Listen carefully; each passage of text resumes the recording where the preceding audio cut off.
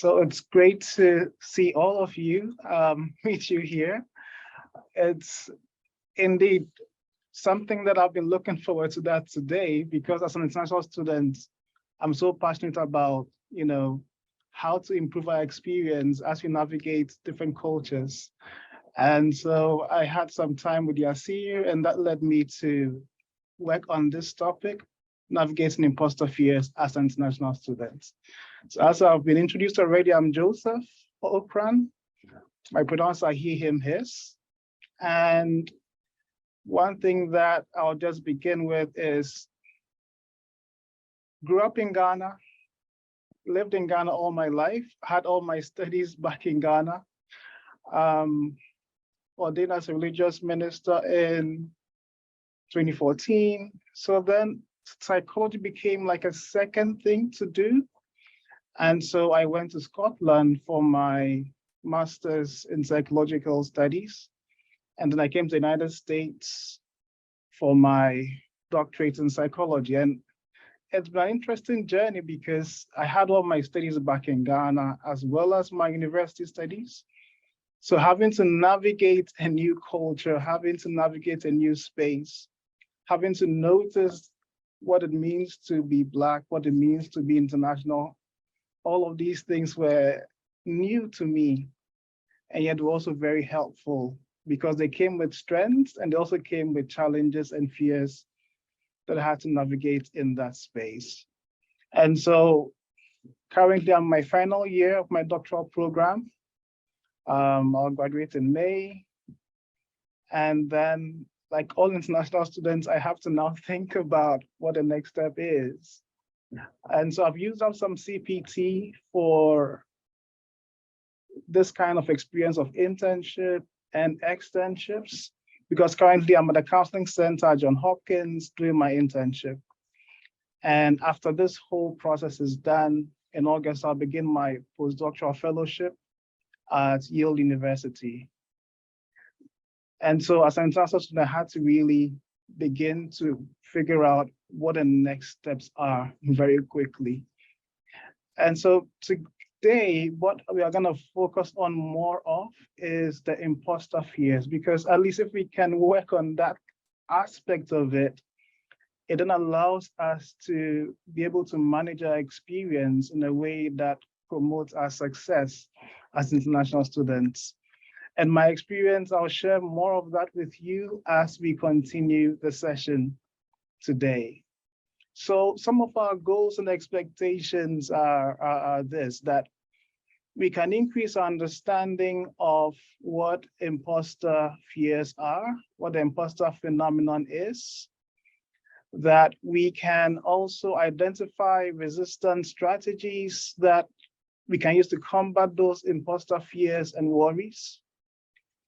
Again, one other thing we'd want to do is to adopt a growth mindset in this session so that it's more of us noticing that self-compassion really helps, that not all the work will be done in the beginning or at a goal, so that we give ourselves time to grow through the experience.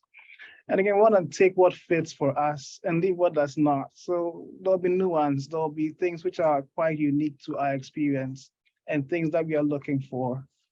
And finally, ask questions. So you can use the chat, you can show emojis, you can, and of course, Yasir and Tiara are also looking at the chat to inform us of all the things that come up there. All right, so the first thing I want to begin with, just to sort of talk about it briefly, is the term syndrome and phenomenon. You know, imposter fears, if you look at the literature, sometimes to talk about imposter syndrome, other times imposter phenomenon. And you'd notice that within this presentation, I'll focus on imposter phenomenon. Why? Because phenomenon looks at more of the observable occurrences, things that are outside us, things that are part of our experience, as opposed to syndrome, which looks at something that is from within, you know, a pattern of signs or symptoms that cluster together. So that imposter syndrome seems more like a pathology, like there's something wrong from within. But the research helps us to know that it's not really so. It's, in fact, imposter phenomenon is with so many of us. Later on, we'll give a bit of statistics to show that, yes, it's really something that is a regular experience of many people. So the first question I have, if we can put the answer in the poll, is, have you heard of imposter phenomenon or imposter syndrome? So you can put yes or no in the poll, and let's see what comes from that.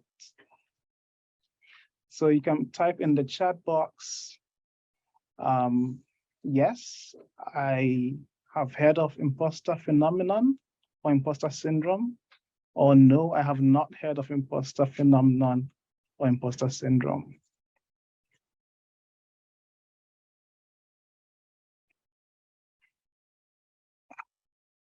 So a couple of yeses.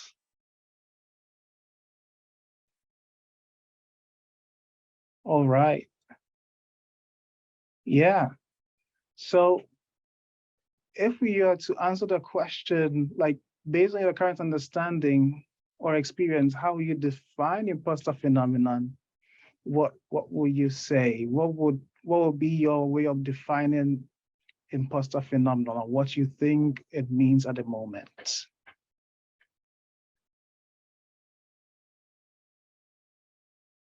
So again, you can put it in the chat box, what you see as your definition of imposter phenomenon.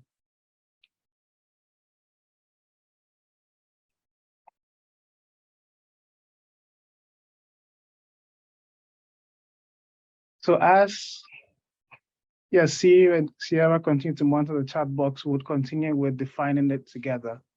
You know, in 1978, Clance and Emes had this, okay, so there's one that has come up, self-doubt of my accomplishments and competencies.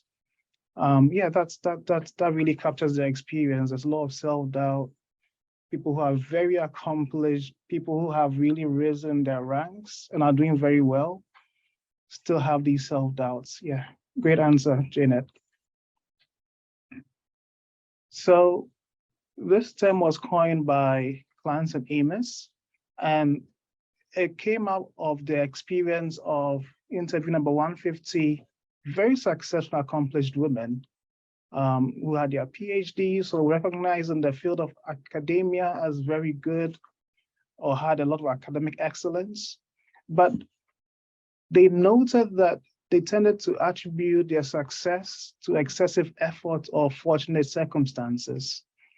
In other words, they had this internal experience of intellectual phoniness, like they were imposters, like they were frauds, so that they saw their achievement as undeserved and rather would worry that, well, they'll be exposed as frauds if people get to really know them. So what happens is that it then gets in the way of really internalizing our successes, feeling you ended up in an esteemed role or position because of an oversight or a stroke of luck. Maybe, you know, you're at Hopkins and you think that the admissions people may have made a mistake at, you know, letting you in. So some of these things come up and they are imposter fears. They are fears that we tend to carry, thinking that we don't necessarily belong here. And largely they were over-individualized in the research. They initially thought it was because of people's personality or what individuals were simply going through. But later research helped us to notice that there are systemic issues that contribute to the imposter phenomenon, that contribute to that experience that people have. And the literature shows that about 70% of people experience imposter phenomenon. So it's something that is very common out there. It's something that very many people experience. And so that's the first part of, as we get to understand it, to normalize the experience that this is real and this is something that is a part of successful people. So there's an internal component to it. You know, when there are messages about competence, for instance, in areas not related to intelligence, you know, somebody can be very socially skilled, very good with interacting with others, There are people who are excellent athletes. And so they've been getting a lot of feedback about their competence in those areas. However, they don't get any feedback about their competence when it comes to intelligence. And so then they tend to now internalize this idea that, oh, I may not be intelligent. Rather, my strength is in those other areas. Again, self-doubt about intelligence will then crop up because they'll not be too sure whether they are good or not, whether they are having all those skills or competencies or not. And that also affects the self-esteem.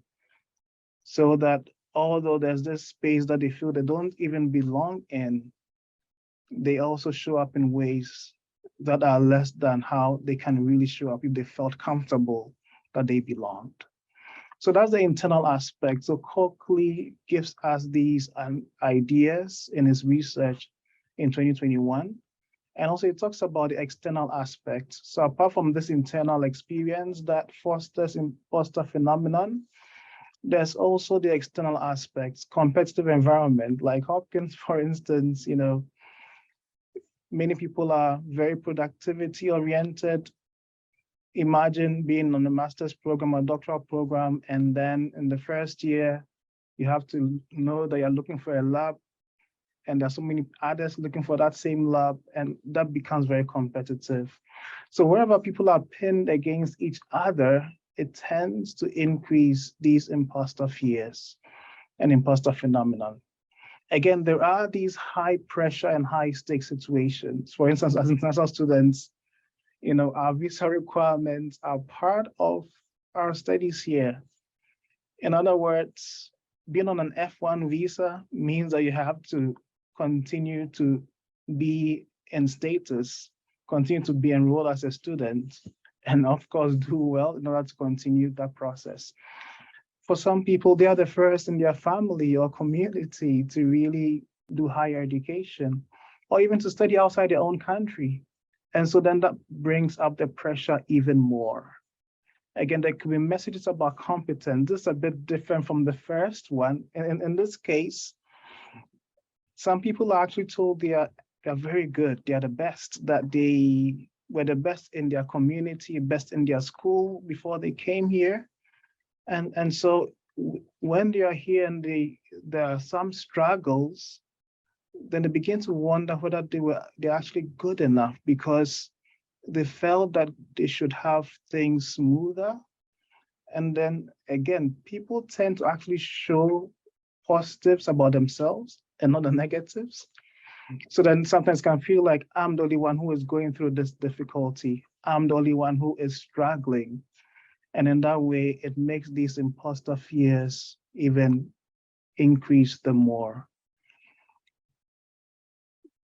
The last part that I want to also note when it comes to the external, aspect of imposter fears is oppression related to marginalized identities. So, there's a lot of experience of people who don't feel like they belong because of the reality of discrimination and microaggression, and the fact that people have marginalized identities. So just imagine somebody who is in this space and then experiences stigma from their own sexual orientation or gender or race, or the fact that they speak in a different way, different from what other Americans will have as their way of speaking English. All of these tend to really affect how people show up in the space, and then increase these fears about maybe I'm not good enough. Maybe these self-doubts are actually true. So that is how these continue to affect many people. And so as we've sort of looked at so far the imposter phenomenon, its definition in terms of the internal, external, we now want to look at the effects of that, what that leads to. And so what that tends to lead to is a very high standard of self-evaluation. People will tend to really want to sort of, keep very high standards for themselves and be very critical of themselves. Why? Because they think that they are frauds in the first place. They don't want to be found out. So then with these high standards, it really negatively impacts the person. And one of the things to actually note as we look at these effects is that, imposter phenomenon is itself not self-damaging or self-destructive, but then affects the psychological well-being of the people. So that if I have imposter phenomenon, then I'm worried, then I'm anxious, then I'm thinking through all these things, and then that impacts my psychological well-being. So apart from the high standards I may have for myself, another thing that also happens is that people have this lack of belonging. It's like, I'm the only one who looks like me in my program. I'm the only one who is worried about visa issues or thinking through what OPT would look like. And so it feels lonely in that space. And that's one thing about imposter phenomenon. The more we isolate with it, the more it sort of has a hold on our experience. Anxiety is another aspect that also tends to escalate when there's a pressure to excel, when there's self-doubt, when there's constant worrying whether we actually fit in or we belong. So all these are effects of imposter phenomenon. And again, depression also occurs and it's very difficult because of these self-deprecating thoughts that people would have about themselves. Because of the emotional exhaustion that also happen, this negative valuation of the future. So all of these things sort of tie together based on the reality that people feel like they do not belong, like this is not my place, like I may be a fraud and may be found out if I stay too long. And all these fears and worries impact the psychological well-being of many people. So in my work with clients, what I've really helped to do is to contextualize what is happening, is to learn to understand the broader picture of what is going on. Because the literature shows that it's not just something from within, it's something outside us. It's created by the context, it's created by the social structures. So as you go through this part of the presentation, what I want you to do is to just listen through and pick out, which of these social structures, which of these factors or messages may be influencing my experience of imposter phenomenon or the experience of imposter phenomenon of those around me that I can actually target and help. Because the more we understand what we are going through, the better we can channel our energies into targeted things to make those results that we are looking for. So it's created by context and social structures.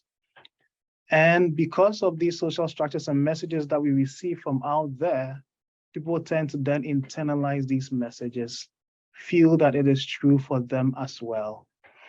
And again, imposter phenomenon is a state and not a trait. It's not something that is stable and always going to be present. And I guess that's maybe the good news, that change is possible. And there are moments when it feels more intense and other moments when it seems to go down. And so it's important and helpful to identify these moments so that we can get ready for them. And that becomes a strategy for working through the experience of imposter phenomenon. So in understanding the context, one of the big things is the social context, the social positioning. In other words, if you look at, a variety of factors of where the person is socially, whether it's SES, whether it's sexual orientation, whether it's gender, whatever this cluster of experiences leads to, we notice that there are challenges and stresses that occur, and insecurity and distress may then take up a hold. For instance, just to share my own experience of, you know, being in Glasgow, in the University of Glasgow in Scotland. I remember when I went to the psychology department, I went there with other friends, with, other colleagues. We all entered the department together, but I was the only international student, and I was asked to step aside and to wait somewhere else. All the others entered and went to do what they came there to do. I was interrogated literally, just asked many questions to find out whether I actually belong or to fit in there. So these things can really lead to stresses and challenges, which can make people feel insecure and cause a lot of distress. Because whilst navigating my master's program, I now had to navigate discrimination and microaggressions and what people think about me based on just looking at me. So microaggression is a very tough one, because the reality is with microaggression, you may not even be too sure what a person's motives are. It's not that clear. And yet the impacts are there, because we tend to feel it as minorities when we are in a space where we are not from, when we are in a space where we may feel that we do not belong. So understanding the context is very important, because then it allows us to really notice where these things are coming from. Example, again, is the women in leadership. In the United States, that becomes a very big thing. Much of the research actually began with women in leadership. One of them, a professor who was the chair of their faculty, said, I still don't know whether I belong in this space. I'm not too sure whether I'll be found out as a fraud. And the whole idea wasn't that she was not competent or not good or not excellent, but in many ways she was the only woman in the room. And so then it felt like this was not my space. So the social context is so important. And it has been so helpful with clients to deconstruct the social context, and through that to really understand where these fears are coming from. Again, there are personal histories. So your life experience really matters. And there could have been positive experiences, negative experiences, more neutral experiences. But whatever we've gone through, all of that shapes what we say and how we experience the world around us. An example is that there could be family messages around, earning a B is not good enough. In the previous presentation, for instance, some of the alumni shared that, in their culture, networking is not really a thing. Like leveraging relationships like that is not really a thing. In my own culture, very communitarian, leveraging, relationships is not really a thing. So that in itself becomes something strange and something uncomfortable to do. And so there can be these imposter fears or imposter experiences around things which may seem needed in the American context, and yet is different because our personal histories are different from this space. Again, access to opportunities and messages about belonging and representation are other very important aspects that could also affect how people show up and the experience of imposter phenomenon. So now what I want us to do briefly is to just think through our own experience of, our personal histories, our experience of our society, think through our own intersectionality of race, gender, sexual orientation, and see what messages have you received that contribute to imposter feelings. And if you can just write this for yourself, just take a paper and write it down for yourself. You don't need to share it in the chat. If you want to share it in the chat also, that's fine. But then this is sort of a reflection piece, so that as we notice where these things are coming from, we then have more access to know where to channel our energies in addressing them, in combating them. So in a few minutes, just write down on a paper some of these messages that you've received, and yeah, so that it's something you can then use as a means to navigate imposter fears.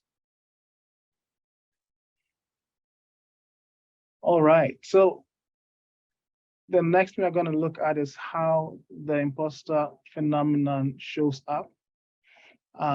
So Dr. Valerie Young, she has a great research on competency types and imposter phenomenon, which helps us to notice that there are different ways that these things show up. And each one becomes a way of sort of adjusting to the experience of imposter fears. And that is so helpful because it helps to capture a broad spectrum of how people experience these things. So the perfectionist is one of the competency types. In other words, if people experience these imposter fears, they may actually focus on how. In other words, how to do things perfectly. Any minor flaw will be seen as, something that is too much. The goals may be very high and they'll be rarely satisfied with what they do or how they do it. So just imagine going for an interview and receiving very positive feedback, and the only negative feedback you get is what your mind continues to focus on or stay on. Or maybe you get all A's and there's just one A minus, and yet that is where the emphasis is. So with a perfectionist, the whole idea is that the focus is on how. With a natural genius, the focus is on how and when. The natural genius wants to do things with ease and speed. They will set very high goals for themselves. And whenever there's any experience of struggle, they will see it as a failure. In other words, I'm not supposed to struggle. Everything should be smooth. And so as international students, especially as we are navigating spaces which are not like the spaces we navigated back at home, there could be these differences that we experience in these new spaces. And the reality and the research shows that, with a natural genius, that becomes very difficult because the mere experience of struggling in itself is seen as a failure. The next one we'll talk about is the superhuman. So the superhuman, they will tend to combat these imposter fears by being very engaged in so many different things. They may be on all committees, may be on all groups or societies on campus, because they will take a lot of validation from the work that they do. And yet, again, with the superhuman, with that focus on how many things they can do at the same time, any experience of falling short will be seen as a failure.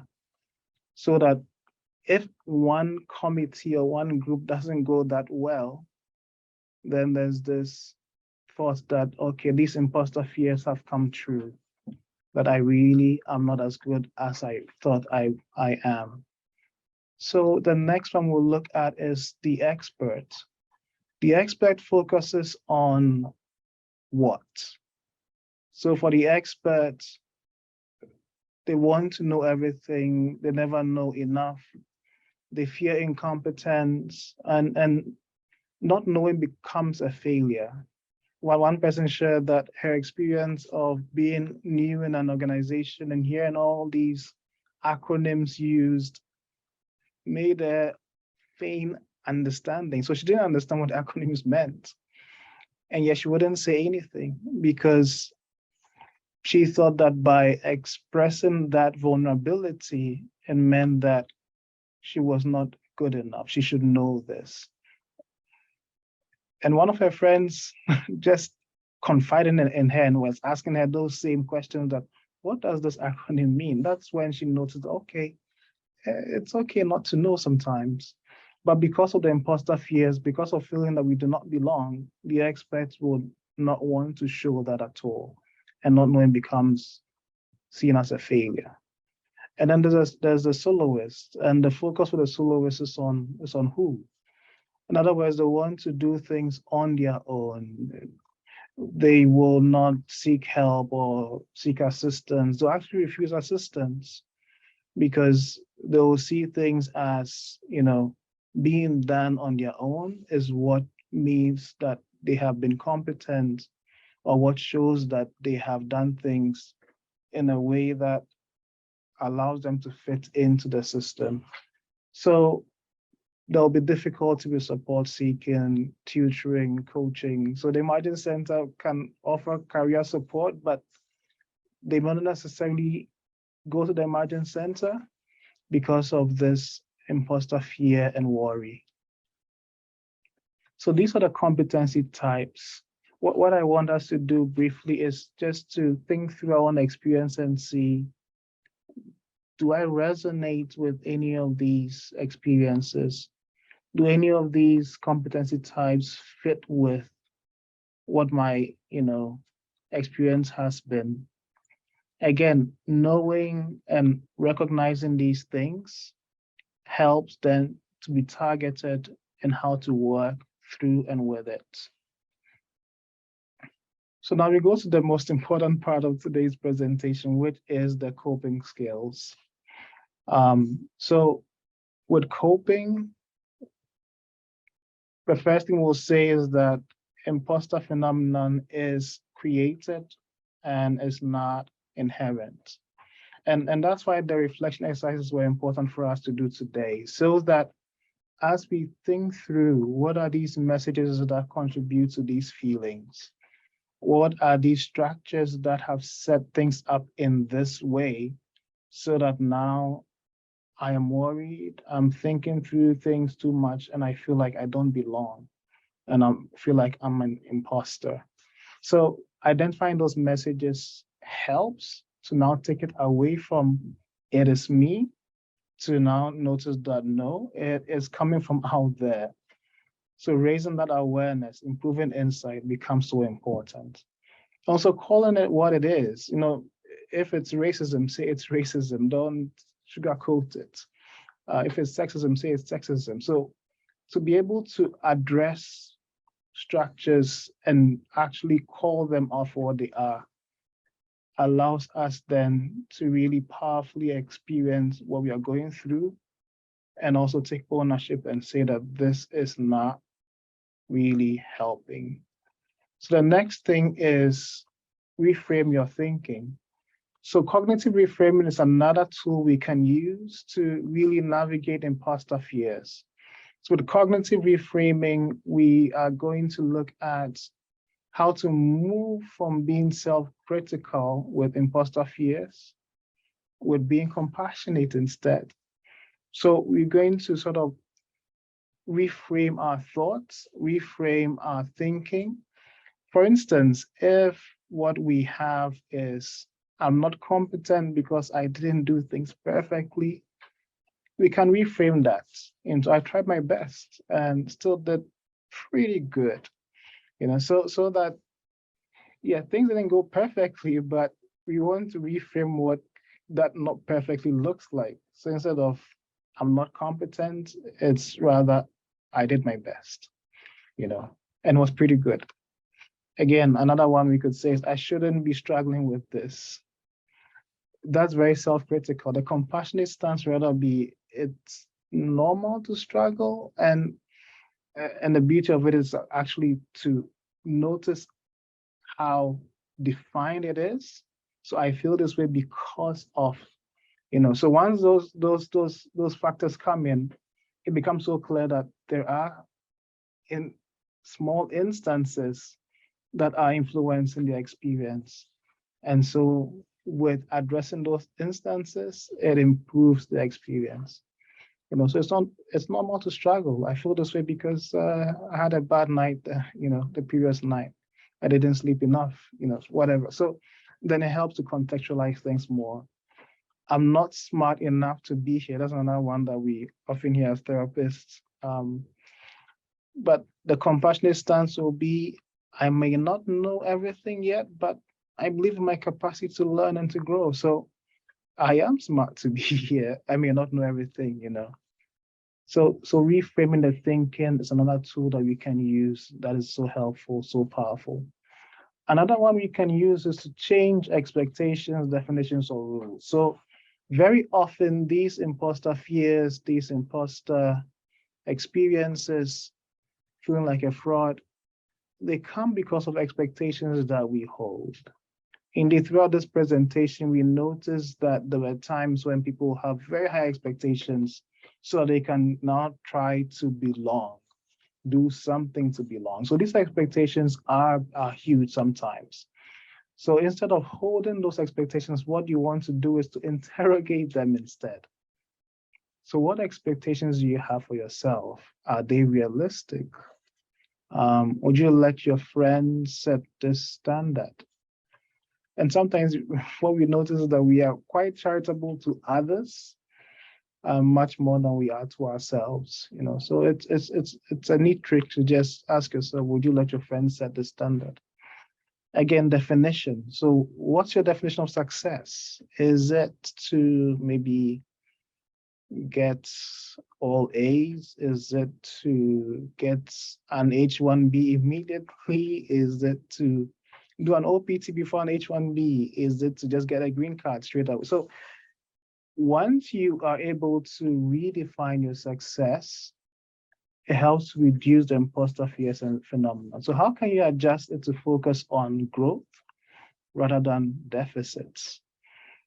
And so I like how in the previous presentation with the alumni, they talked about, as international students, we have so much to offer the system because we have different perspectives, different ideas, different cultures that we know, not because we've learned about, but because we've lived in.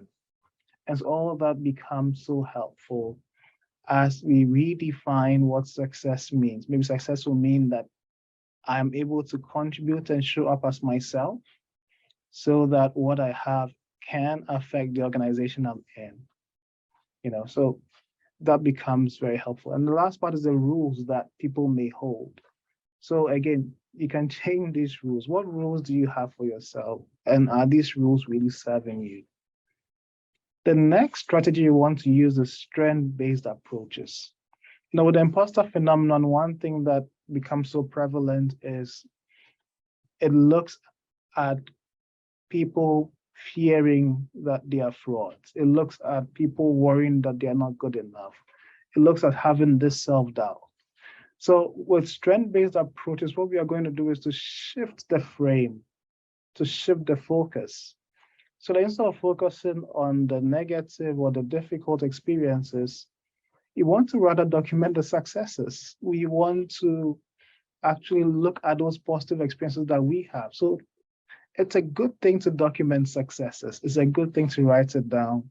People like writing or journaling. Others prefer to speak into an audio device that can record. That's also helpful. Because as we document the successes, in periods when we have the doubts and the uncertainty, we can look at those successes to remind ourselves of the fact that we are competent, we are good, and we've done good work in the past. And that sets us up for, good work in the future as well. Again, another strength-based approach is to have a good enough list. So again, we are going away from perfection to good enough. And that's not a reduction. That's actually allowing us to notice that, well, we don't need to do things perfectly according to somebody else's standard. Rather, if we on our own do things the best way we can, then we notice that is good enough. That is what we want to put out there. So that's a strength-based approach. It flips the script from, looking at somebody else as a standard, so wanting to be like that, to now noticing your own strengths, to noticing your own efficacy, noticing how you bring a unique perspective to things.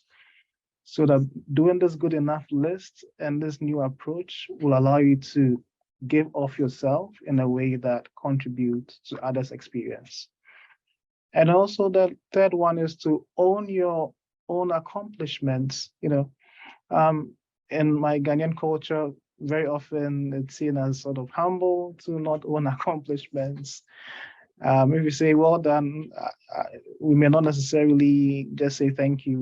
We may shift the praise to somebody else, but that can be harmful, especially when you're navigating a different culture and there are, imposter fears sometimes. So build confidence, own your accomplishments. Yes, you've done it. Yes, you've succeeded. Yes, you can look back at the great things you've done and build confidence from there, because yes, you did those things, you achieved those things. And it doesn't have to be huge. It has to simply allow you to shift the focus from the negative or from the deficit aspects to where your strengths lie. And that way you have the confidence to approach the imposter fears in a way that knows that you can get through it and manage and navigate it well. So then we have the final way of coping with it, which is cope ahead and through.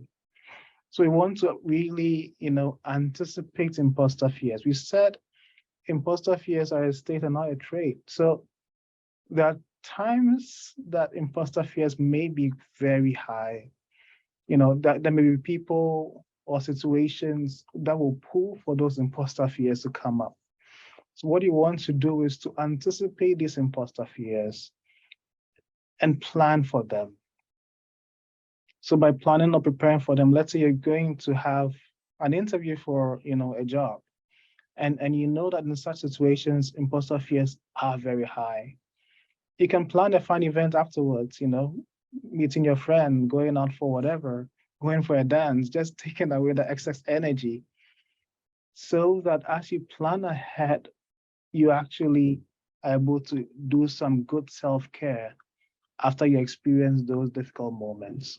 And also in planning ahead, you can make those moments a bit more manageable than before, because going for that interview, if you've done some, mock interviews already, that allows you to get into the routine of answering questions or being in a place of discomfort and still performing.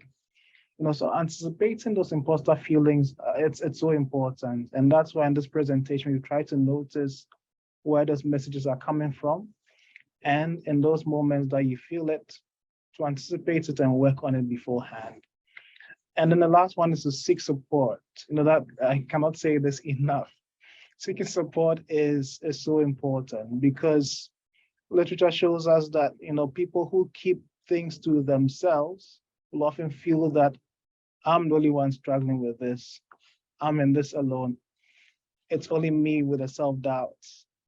And the reality is 70% people have gone through this. So many have. Just in the social media, people don't show those sides of themselves. And so we simply do not know.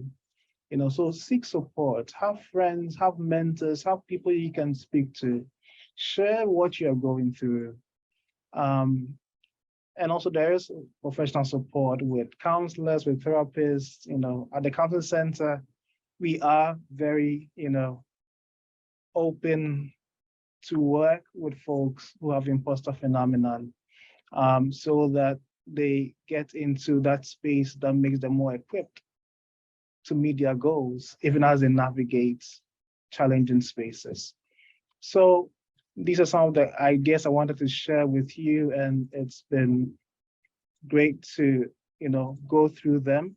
Now, if there are any questions or any other thoughts, I am really open to having that discussion as well. Thank you very much.